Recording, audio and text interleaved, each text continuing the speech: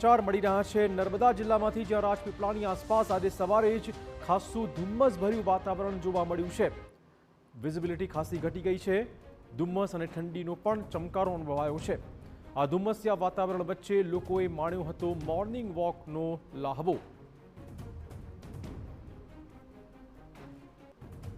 તો રાજપીપળાની આસપાસનો આ વિસ્તાર, જ્યાં આજે સવારે ગાઢ ધુમ્મસ જોવા મળ્યું છે। ધુમ્મસની સાથે ઠંડીનો ચમકારો પણ સ્થાનિક લોકોએ અનુભવ્યો છે।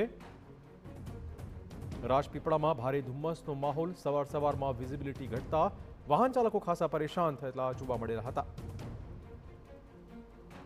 રાજપીપળા અને તેની આસપાસના વિસ્તારોમાં આજે વહેલી સવારે જ ધુમ્મસ ભર્યા માહોલ વચ્ચે વાહન ચાલકોને ખાસી હાલાકીનો સામનો કરવાનો વારો આવ્યો। વિઝિબિલિટી ખાસી ઘટી ગઈ હતી। ધુમ્મસની સાથે ઠંડીનો ચમકારો પણ આ વિસ્તારમાં અનુભવાયો છે।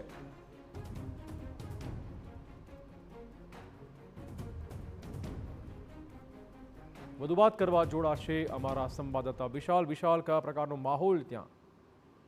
જે શિયાળાનો જે સમય છે અને આજે વધુ ઠંડી પણ છે અને સવારથી આ જે વિસ્તાર છે નર્મદા જિલ્લાનો અને રાજપીપળા શહેરના વિસ્તારમાં ધુમ્મસ છાયું વાતાવરણ રહ્યું હતું અને જે હાઈવે છે જે સ્ટેચ્યુ ઓફ યુનિટીને જોડતો જે હાઈવે છે તે રોડ ઉપર પણ ધુમ્મસને કારણે જે વાહન ચાલકો છે એ લોકોને લાઇટ ચાલુ કરીને જવાની ફરજ પડી હતી। એટલે કે આજનો જે સમય છે, આજનો જે દિવસ છે એ વધુ ઠંડો દિવસ રહ્યો હોય એમ કહી શકાય।